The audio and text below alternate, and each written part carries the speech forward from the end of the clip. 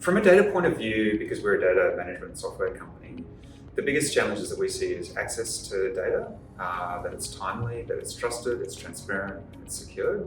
The other is data sharing and doing that in a safe and collaborative way. The third is around cost and data architecture, because data is highly fragmented and siloed. And then the fourth area is around skills and innovation. So getting access to people with good skills, the skills that understand how to use data, because it's a central part of how they're trying to achieve their objectives, is a really, really big challenge.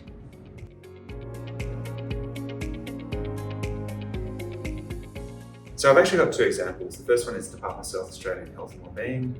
They, in just the last 2 years, have set up a data analytics platform that is to support all the health network providers and clinicians out there within the Department of Health. And they've done that within a very short period of time of onboarding these health network providers. And they're getting access to data to support frontline staff and support areas around communicable diseases, hospital ramping, and clinicians in getting access to EMR data.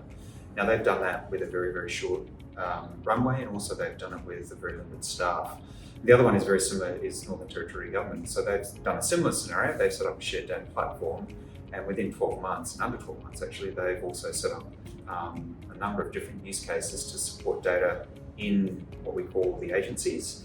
And they've done that with a very, very limited number of people, and in other areas around hospital ramping for them in Territory Government, which is incredibly important in that region of Australia.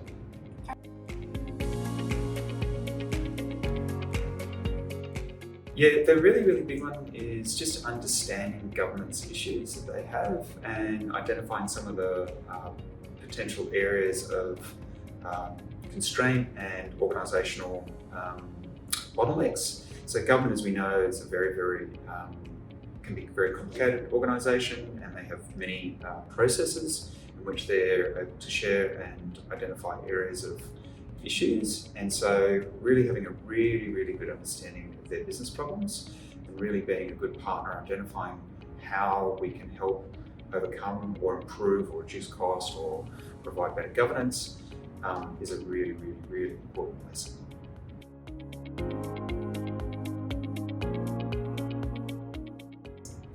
Yeah, so Denodo is actually a really unique, almost like a unicorn data management software vendor. Pretty much most data management software vendors take the view of give me your data. So they want their data in their system. And as we know, with the explosion of data that's available and the explosion of data that's been created, that creates a whole lot of technical debt. And so more time is spent trying to engineer data and find out where it is and then relocate it into a central system. That's a real problem because it's not giving the business access to that data in a fast and timely way. And AI and generative AI is moving at such a rapid rate, and it is incredibly dependent upon data. Having it all in one place for the Gen AI systems to work is just not practical. So Denodo says, okay, we'll connect to all the data that's sitting scattered throughout your organization, and then we'll join it and make it look like it's one big database that then the business can get access to that, but without having to replicate and move that data around.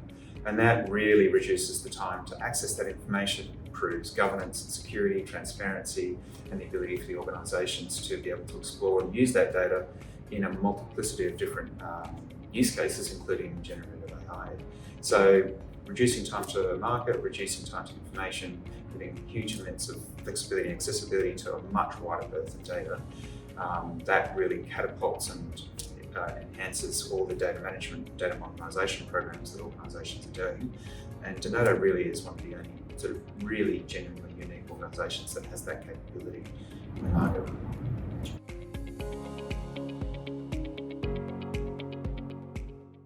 It's hearing from the delegates, hearing from senior government leaders, specifically talking about their challenges and their opportunities, and providing a window for us to be able to better understand what they're trying to achieve over the coming next phases of their innovation and investment cycles.